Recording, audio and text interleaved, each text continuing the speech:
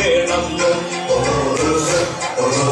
ആരായാലും വേണം കൂടിപ്പിള്ളാരും വേണം പിള്ളാരുടെ ഉള്ളു തുറക്കാനും വേണം കേട്ടോ സ്നേഹിതരെ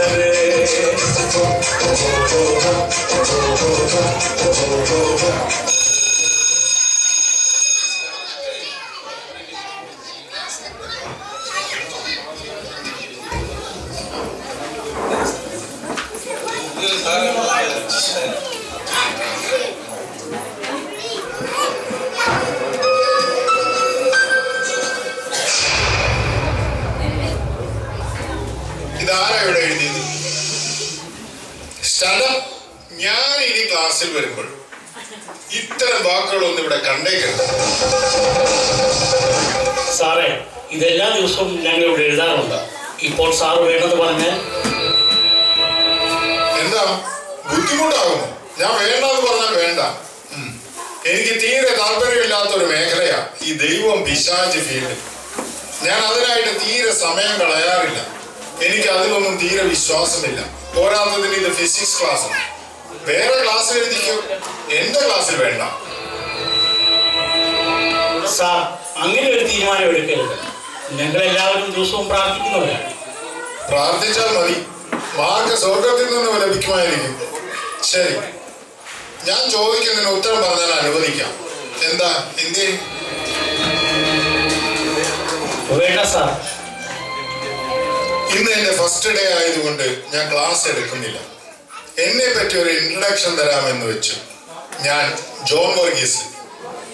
12th കഴിഞ്ഞ ഫിസിക്സ് മെയിനായി ഡിഗ്രി ചെയ്തു. അതിനുശേഷം MSc physics Bombay saint Xavier's. പിന്നെ ടീച്ചറായിട്ട് ജോലി ലഭിച്ചു. കഴിഞ്ഞ 14 വർഷമായിട്ട് അതേ ജോലി തുടർന്നു പോകുന്നു.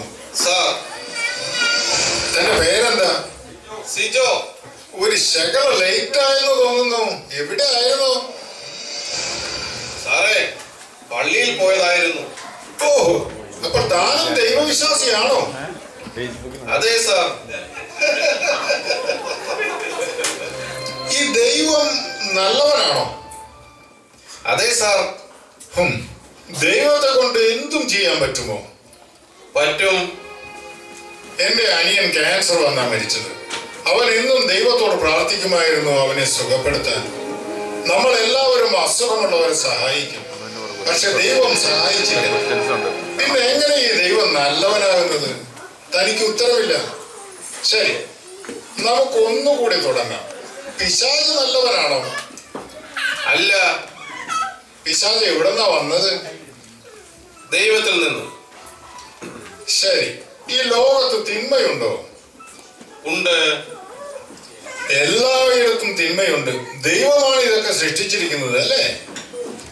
അതെ. അപ്പോൾ തിന്മയെ സൃഷ്ടിച്ചത് ആരാ? ഈ ലോകത്ത് അസുഖങ്ങൾ, വിദ്വേഷം, അസൂയ ഇതെല്ലാം ഉണ്ട്, അല്ലേ? അതിനെയൊക്കെ സൃഷ്ടിച്ചത് ആരാ? ശാസ്ത്രം പറയുന്നു നിങ്ങൾക്ക് 5 ഇന്ദ്രിയങ്ങളുണ്ട്.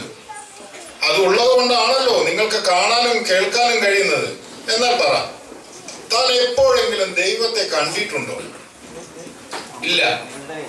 എപ്പോഴെങ്കിലും തൊട്ടിട്ടുണ്ടോ? മണത്തിട്ടുണ്ടോ? അനുഭവിച്ചിട്ടുണ്ടോ? ഇല്ല സാർ. എന്നിട്ട് നീ വിശ്വസിക്കുന്നു? അതെ. Then according to the empirical stable demonstrable protocol, ശാസ്ത്രം പറയുന്നു നിന്റെ ദൈവം എക്സിസ്റ്റ് ചെയ്യുന്നില്ലെന്ന്. ആരെന്ത് പറഞ്ഞാലും എനിക്ക് എന്റെ വിശ്വാസം മതി സാറേ. വിശ്വാസം ശാസ്ത്രം നേരിടുന്ന ഏറ്റവും വലിയ പ്രശ്നം. സാർ, യെസ്, ഞാനൊരു കാര്യം ചോദിച്ചോട്ടെ. ഈ ചൂടെന്ന് പറയുന്ന അവസ്ഥയുണ്ടോ? തീർച്ചയായും ഉണ്ട്. അപ്പൊ തണുപ്പോ? ഉണ്ട്. എന്നാൽ ഞാൻ പറയുന്നു ഇല്ലെന്ന്. നമുക്ക് ഒരുപാട് ചൂടുണ്ടാക്കാം.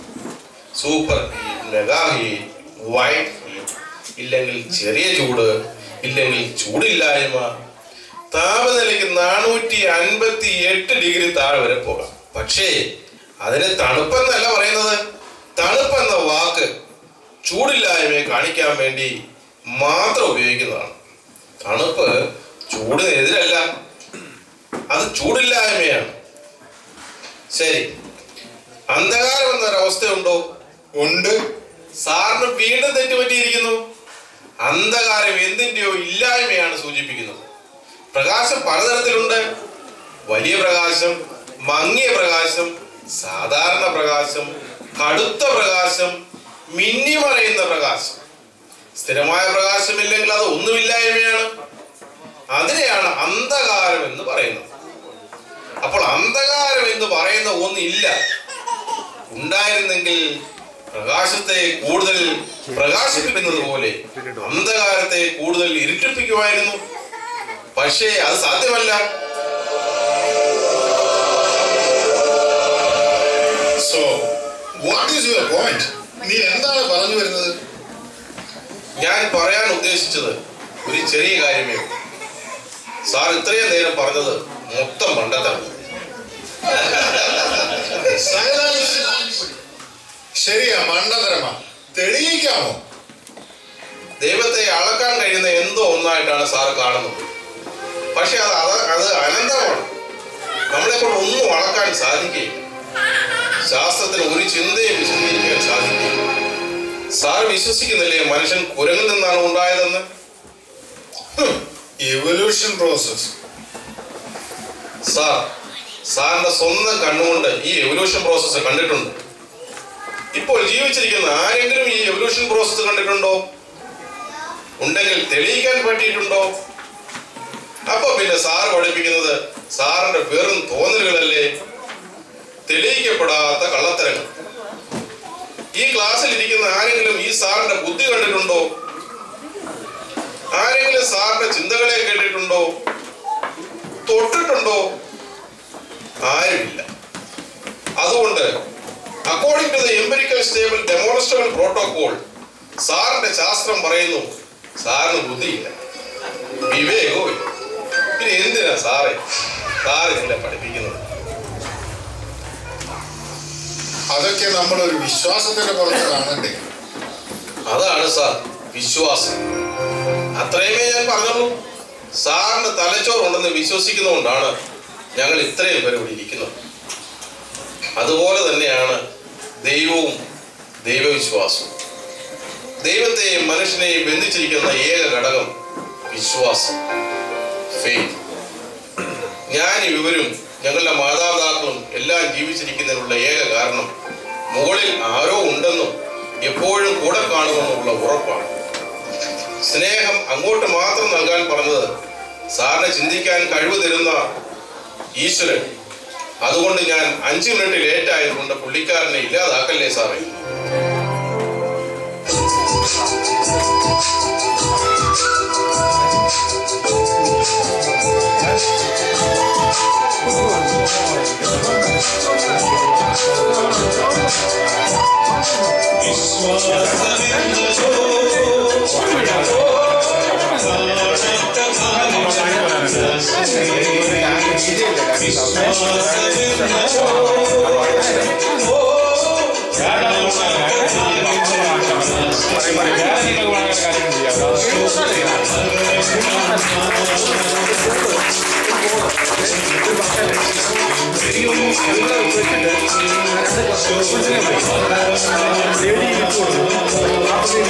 അടിച്ച